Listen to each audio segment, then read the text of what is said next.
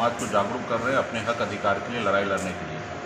और हम लोगों का लड़ाई जो है वो निषाद समाज को आरक्षण दिलाना है, जो आपके बगल में ही बंगाल है। बंगाल में निषाद के सभी उपजाति को आरक्षण मिल रहा है, लेकिन बिहार में नहीं मिल रहा है। दिल्ली में आरक्षण मिल रहा है, लेकिन बिहार में नहीं मिल रहा है। और यही आरक्षण की लड़ाई लड़ते लड़ते हमने 2018 में हमने पार्टी बनाया।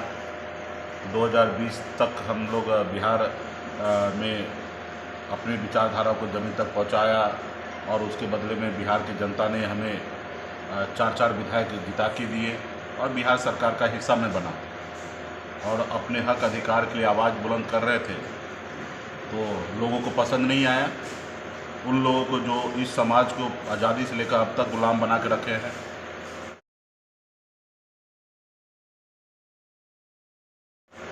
पैरों में हाथों में बेड़ियाँ डाल के रखे हैं, और वो देख रहे हैं कि अगर ये समाज अगर अपने पैर पे खड़ा हो गया तो शायद कल के लिए मेरे लिए भारी होगा, समस्या खड़ा होगा। ईजिली इस समाज को गुमराह करके पैसा दे के वोट लेकर और हम सरकार बना के राज करते हैं।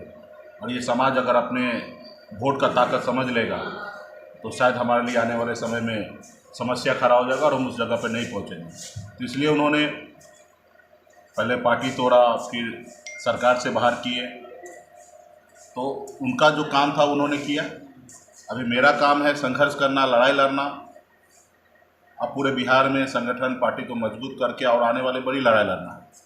कल 4 विधायक बनाए, आने वाले समय में 40 बनाएंगे। ये तो बिहार के राजनीति में कि कोई कल्पना नहीं करता था कि एक मछली मारने वाले का बेटा बिहार में राजनीति कर सकता है, अपने विचारधारा को ज़मीन पर उतार सकता है, अपने लोगों के लिए हक अधिकार के लिए लड़ाई लड़ सकता है, या 4 विधायक बना सकता है, टिकट दूसरे जात को बांट सकता है।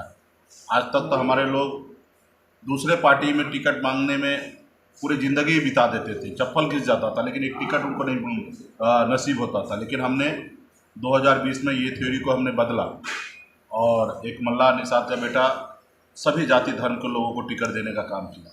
तो हम लोग संघर्ष करने वाले लोग हैं। बिहार से लेकर मुंबई तक संघर्ष किए हैं। बिहार में भी हमने संघर्ष किया, जो कभी नहीं हुआ वो हमने कर दिखाया। तो आने वाले समय में भी उसी तरीके से संघर्ष होगा। और जैसे हमने कहा ना, 4 से 40 आने वाले समय बनाएंगे। एक समय होगा कि 125 बना के अपने दम पर बिहार में सरकार बनाएंगे। तो वही उद्देश्य से अपने लोगों को जागरूक कर रहे हैं कि वोट बैंक की आप ताकत समझिए। आपके पास जो वोट गिराने का जो अधिकार है, जो आपके वोट का जो ताकत है, वही ताकत देश के प्रधानमंत्री के पास भी है। तो वोट से ही राज्य का मुख्यमंत्री हो, या देश का प्रधानमंत्री हो, या विधायक हो, या सांसद बनते हैं। लेकिन वोट हमारे पास रहने के बावजूद भी हम नहीं बनते हैं। जिसके पास जो सामान रहता है वो सामान कभी किसी से खरीदता नहीं है। अब मान लीजिए कि मिठाई का दुकान आपका है और आपके पास खुद मिठाई है, तो अब दूसरे से खरीदिएगा? नहीं खरीदिएगा, क्योंकि आपके पास है। और जब चुनाव के टाइम में जो लोग वोट खरीदते हैं, तो इसका मतलब है उनके पास वोट नहीं है, इसलिए खरीद रहे। अगर उनके पास वोट होता तो शायद वो नहीं खरीदता। तो इसलिए वोट हमारे पास है, और हमारे लोगों को चुनाव के समय में गुमराह करके वो वोट ले लेते हैं। लेकिन अभी हम लोग अपने लोगों को जागरूक कर रहे हैं। जो लोगों ने लड़ाई लड़ा, आज आदरणीय श्री लालू प्रसाद जी ने लड़ाई लड़ा, बिहार में राजनीति में आए, चाहे मुलायम सिंह आए, या बहन मायावती जी आए, या स्वर्गीय श्री रामविलास पासवान जी आए, ये लोग सामाजिक न्याय को मजबूती दिए, इनके समाज आगे बढ़े। उसी तरीके से हम लोग भी चाहते हैं कि हमारा अगर अधिकार है तो हम उसके लिए संघर्ष करेंगे और लड़ाई लड़ेंगे। और इसके लिए लोगों को जागरूक करने के लिए उद्देश्य से पूरे बिहार में घूम रहे हैं। ये जो जीएसटी लागू कर दिया गया है, तो ये तो अभी जनता को सोचना है कि 75 साल के बाद पहली बार देश में ऐसे सरकार आए हैं, जो कभी नहीं हुआ, वो सब अद्भुत काम कर रहे हैं।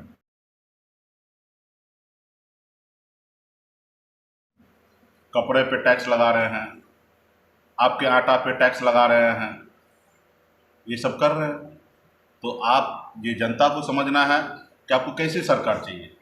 आपको पनीर पे टैक्स लगा रहे हैं, दूध पे टैक्स लगा रहे हैं, मतलब आप क्या कर रहे हैं?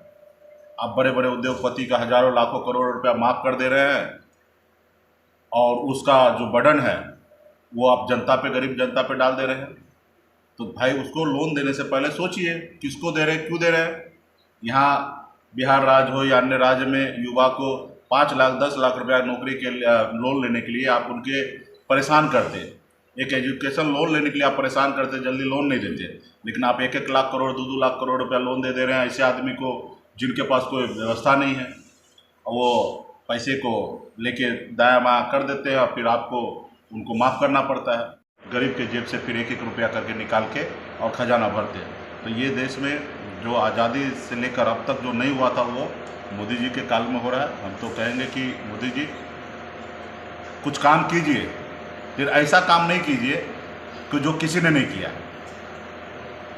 जो समाज को बताइए कपड़ा पे या खाने पीने के सामान पे टैक्स लगाना, ये मतलब कहीं से सही नहीं है, क्योंकि इस चीज़ को अमीर लोग भी उपयोग करते हैं और गरीब लोग भी उपयोग करते हैं।